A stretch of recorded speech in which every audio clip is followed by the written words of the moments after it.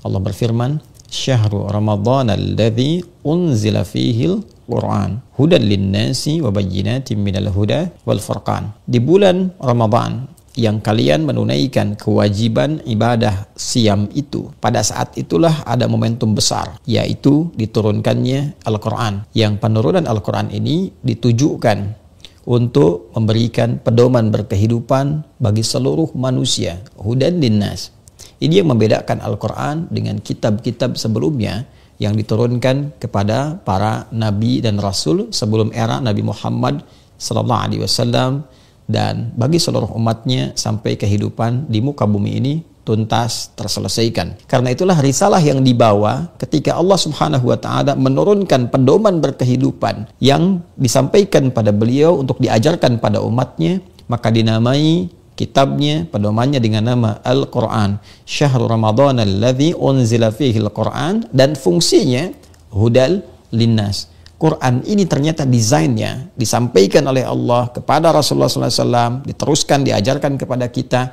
Desainnya bukan hanya sekedar untuk dibaca, untuk dipahami sebagai kitab. Jadi penjagaan Allah terhadap Al-Quran saking tingginya, Allah sangat menegaskan, ini satu, akan terjaga Al-Quran ini sampai kehidupan berakhir, karena apa yang terkandung di Al-Quran itu mesti terus berkelanjutan, akan terus sesuai dengan pergantian-pergantian manusia, pergantian-pergantian era, pergantian generasi. Jadi mau berganti generasi sampai kapanpun hingga kehidupan berakhir, kandungan Al-Quran akan selalu sesuai dengan era berkehidupan di masa-masa yang dimaksudkan. Ini yang ditegaskan di Quran surah ke-15 Al-Hijr di ayat ke-9 ketika Allah menyampaikan, "Inna nahnu nazzalna dzikra wa inna lahu lahafidhun." Dengan keagunganku, kata Allah, kami yang telah menurunkan Al-Quran supaya engkau ingat, ini firman, ini pedoman berkehidupan, engkau ingat dengan Allah, dan demi keagunganku, kata Allah, aku jaga Al-Quran ini terjaga, tidak hilang hurufnya, tidak hilang ayatnya, tidak berubah cara bacanya, sampai kini, sampai kapanpun, sampai selesai kehidupan di bumi, sampai kembali kepada Allah Subhanahu wa ta'ala. Wa bayyinatin minal huda, dan di dalamnya bukan hanya pedoman yang ditampilkan begitu saja, dijelaskan oleh Allah. Ini bagian-bagian dalam kehidupan, dari mulai kita dalam kandungan, bahkan sebelum terlahir, saat dilahirkan, tumbuh berkembang, remaja, fase pemuda, pemudi, sampai berumah tangga, sampai jadi ayah, ada anak-anak, sampai ada jadi kakek, jadi nenek, secara keluarga, secara sosial, ada yang punya tugas-tugas tertentu, semua aspek kehidupan yang mungkin dilakukan, itu petunjuknya ada dalam Al-Quran. Dan dahsyat sekali, terukur, runtut, bahkan sampai menjelang kematian, sampai meninggal suasananya seperti apa pengantarnya. Ada yang husnul khatimah, ada yang su'ul khatimah, ada yang wafatnya tenang, ada yang wafatnya gelisah. Sampai pasca meninggal, apa yang akan dilalui di alam kubur, bagaimana suasananya. Sampai setelah itu apa yang terjadi, sampai kembali kepada Allah. Ini menunjukkan bahwa kitab ini bukan rekayasa manusia, bukan buatan manusia, tapi memang real sebagai firman yang sejatinya hanya bisa disampaikan oleh zat yang menciptakan kita. Nah, karena ini pedoman hidup, hudan linnas wa bayyinatin minal huda, dan dijelaskan kepada kita, maka penjelasan ini sejatinya diterangkan oleh Nabi SAW menjadi kurikulum kehidupan. Posisikan Al-Quran sebagai kurikulum kehidupan. Karena itu, di dalam surah Al-Isra, di ayat ke-9, Allah Subhanahu wa ta'ala memberikan garansi, jaminan yang pasti kepada setiap hamba. Ketika diikuti petunjuk Al-Quran ini, pasti manusia akan selalu berada dalam track yang terbaik. Ini yang dimaksudkan, inna hadzal qur'ana yahdi lillati hiya aqwam. Aku tegaskan, kata Allah, Al-Quran ini bukan sekedar diturunkan untuk sekedar dibaca, bukan. Tapi yahdi lillati hiya aqwam, akan membimbing kamu, menunjukkan kamu, mengarahkan kamu kepada segala jalan hidup yang paling lurus. Aqwam. Aqwam itu bentuknya isim tafdil, ya, superlatif, lebih dari biasanya. Orang-orang yang yakin bahwa kalau saya hidup berdasarkan petunjuk Quran itu akan mendapatkan kebahagiaan, jalan yang benar, yang paling lurus. Kita yakin dengan Quran, kita yakin dengan berkahnya, yakin dengan petunjuknya. Bermodal keyakinan ini, kita jadikan Quran sebagai panduan beraktivitas. Maka kata Allah, aktivitasnya akan berubah menjadi soleh. Dia akan beramal, bukan sekedar beramal, tapi beramal soleh. Wa yubasyirul mu'minina alladzina ya'maluna s-salihati. Semua pekerjaannya akan dinilai oleh Allah sebagai saleh, memandangnya saleh, mendengarnya saleh, jadi suami saleh, jadi istri salehah, jadi anak saleh. Annalahum ajran kabira. Maka aku siapkan, kata Allah Subhanahu wa taala, setiap amal perbuatan yang jadi saleh itu punya nilai di sisi Allah. Nilainya berupa pahala yang sangat besar.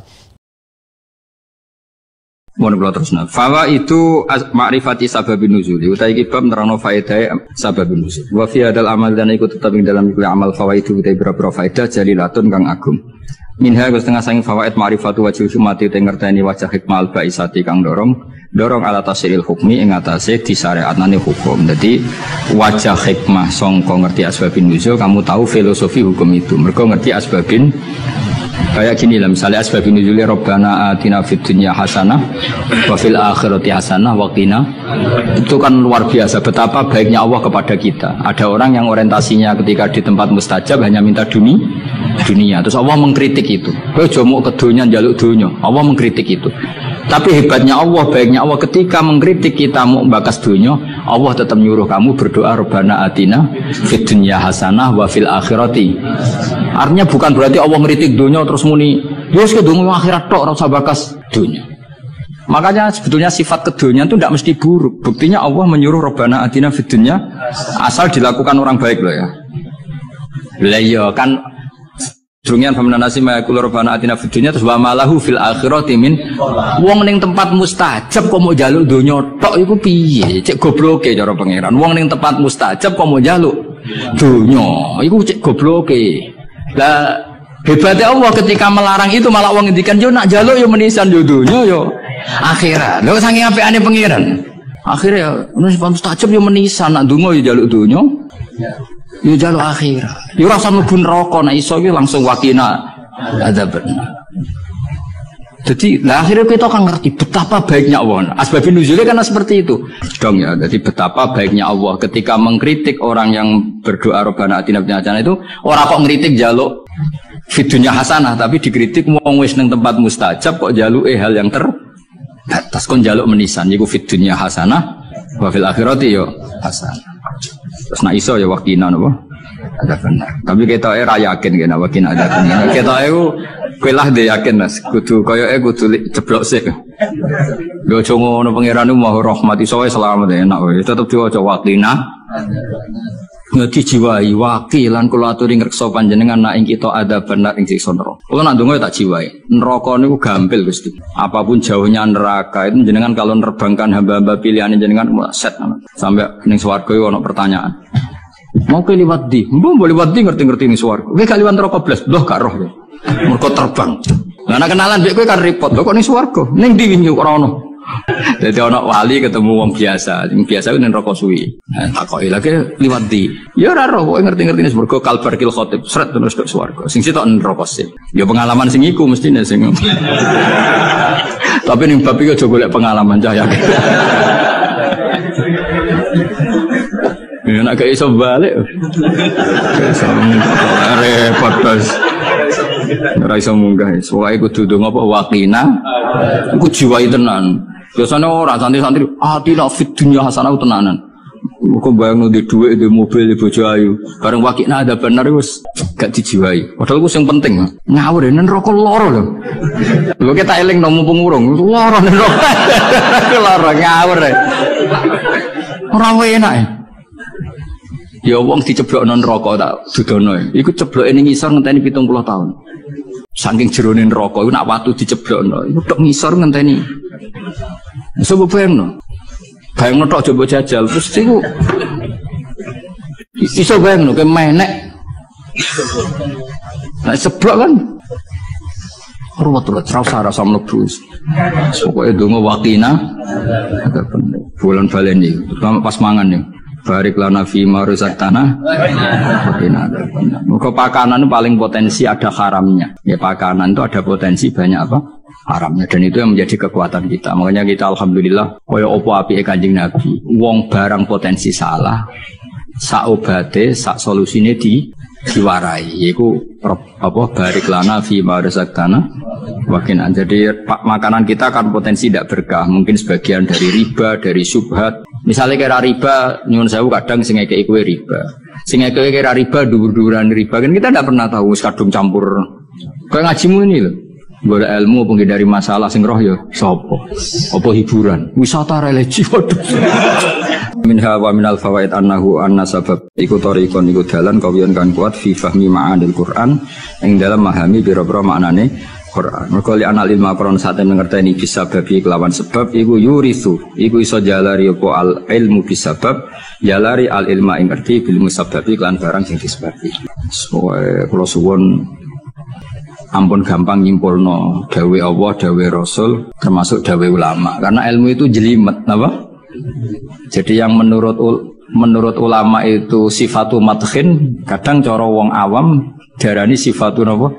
Zammin. Kayak tadi era dulu wong muni seneng wong wedok, zaman wong soleh-soleh itu dengan makna positif. Mergo ya mereka tidak zina, tidak pacaran, tapi nganggep wong wedok aset pemberdayaan umat. Nah, Imam Syafi'i ngendikan apa? Al-ummu madrasatul ula. Madrasah pertama itu ibu. Waduh, wong dhisik muni kedonya niku apik. Mergo maknane napa? Dienggo alat berjuang. Saiki donya wis rubah. Dadi kadang lah wong alim wong sing bahasane ikhtilat, campur-campur. Mergo kadang terdikte bahasane ulama dhisik kang sering sinau. Kadang kegawa zaman ngomong ala cah milenial jadi gitu. Lah yo maksudnya ben sampean ngerti. Jadi ilmu itu enggak segampang yang sampean apa? Bayangkan. Jadi mau koyo mulane Nabi nate ngendikan wa hubbiba ilayya min dunyakum at-tibbu wan nisa. Itu kan komunitas wong soleh seperti itu ya soleh betul karena memang dengan makna apa? Positif. Inna anzalnahu fi lailatin mubarakah. Kami turunkan Al-Quran itu pada suatu malam yang penuh berkah. 2. Inna anzalnahu fi lailatul qadr. Kami turunkan pada malam qadar. Satu malam itu berapa? Satu tahun itu berapa malam? 360 malam. Malam yang mana? Diperkecil lagi.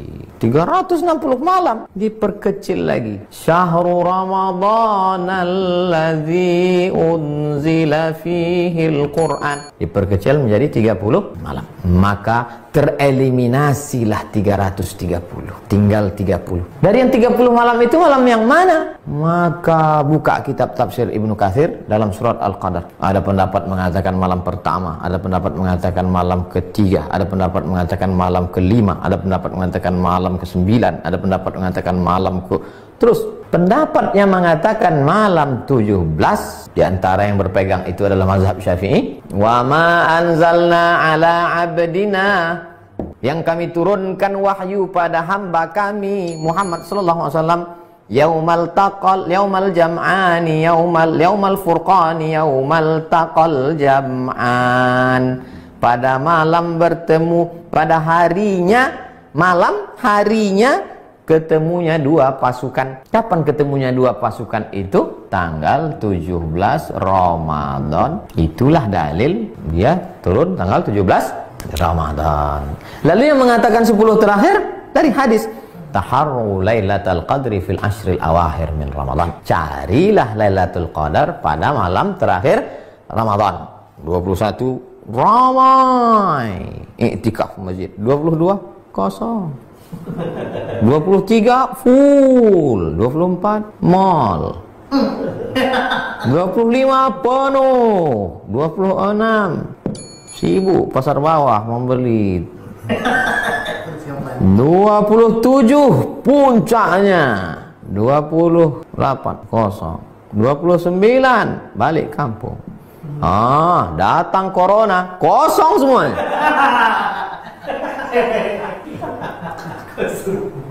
Lalu kemudian diperkecil lagi menjadi 10 berdasarkan kata Nabi. Karena Rasulullah SAW pada Nabi SAW pada malam 10 terakhir Ramadan, aiqadha ahlahu, dibangunkannya istrinya, syadda mi'zarahu, ikat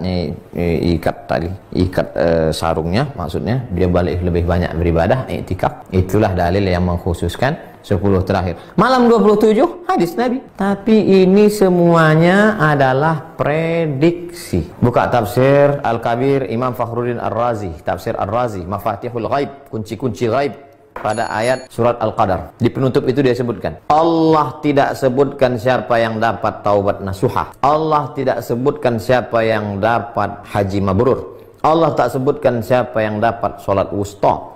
Allah tak sebutkan siapa yang dapat Lailatul Qadar. Supaya apa? Supaya kita tetap senantiasa berharap. Berharap itu bahasa Arabnya ar-raja.